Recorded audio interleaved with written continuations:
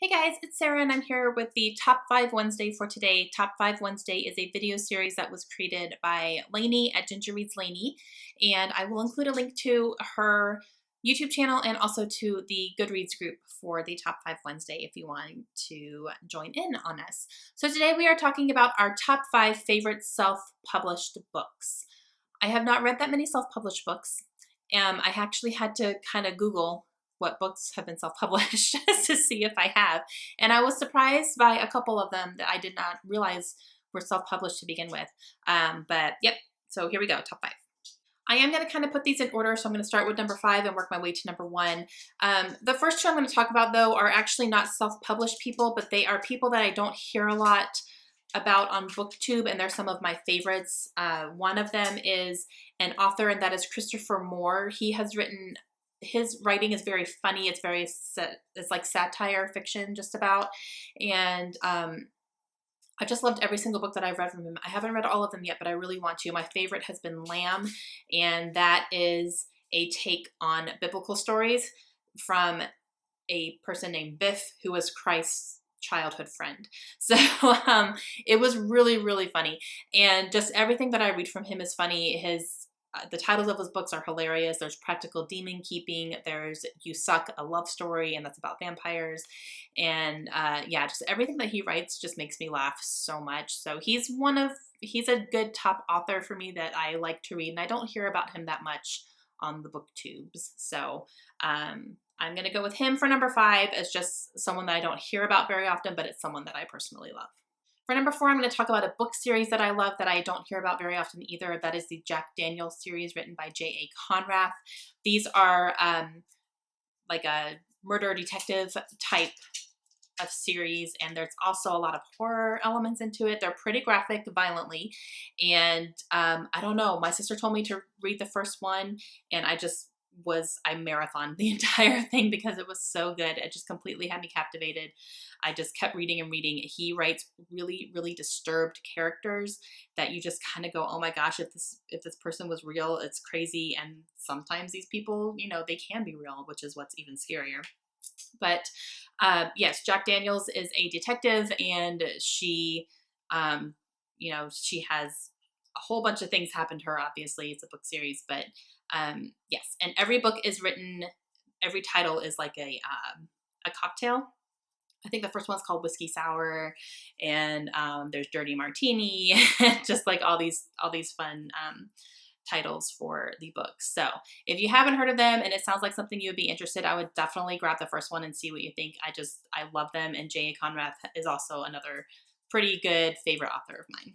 Okay, so now I'm going to talk about the actual self-published things because I've only read 3 that I could find upon my research on what actually has been self-published. So number 3 is A Time to Kill by John Grisham. I did not realize this was self-published at first. This was actually his first novel, and he sold it out of the back of his car, which is like crazy to think about now. And then it finally got picked up. But I love the story, and I loved this movie. The movie sticks with me. I still just, it was so good.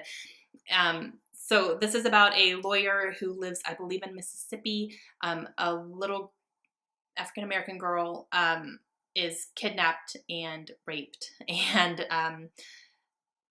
by, I think, 2 older white men, and basically it's a hate crime, obviously a rape, and then a hate crime on top of that because there's a lot of racism that goes in here.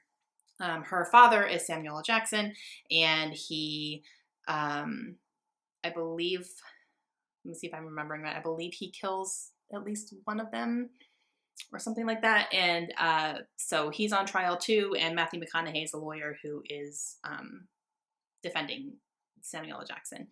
So good, so intense, hard to get through sometimes, but the book was very good, the movie was very good, and just, yeah, I didn't even realize it was self-published. Number 2 is the 50 Shades of Grey series by E.L. James. I believe the first one at least was self-published, and then she got picked up and then wrote 3 more, and this was actually Twilight fan fiction for her. She wrote it and published it herself, I believe, and then it got picked up and became extremely wildly popular. And this is kind of a guilty pleasure series for me because the writing is terrible, and some of I don't know, some of the things that happen in it, you're just kind of like, really? A little over the top, but at the same time, I was intrigued by the storyline, I was intrigued by the characters, and they had a lot more depth to them than I thought they were going to have, especially when you get into the second and third book. Um, but yeah, so the writing was not good, and it doesn't really get that much better throughout the series either. But at the same time, it's an intriguing story and obviously very popular. A lot of people are loving it. But yeah, originally self-published. And my number one favorite self-published book took me by surprise that it was self-published as well, because it was actually published on his blog by himself and then it got picked up. But that is The Martian by Andy Weir. I had no clue this was originally, like, you know, he put it out there for free. I don't know if it was as in-depth as the actual book is. Maybe it was just more of the storyline and things like that. But a lot of people were starting to read it and loved it, and then it got picked up as an actual book. And I'm so happy it did, because it's a movie now, and this was one of my favorite books of the year for 2015, and yeah, I just loved it. And from what I'm hearing, he's writing another book right now, so I'm excited. I will definitely be picking that up. But yeah, self-published, who knew?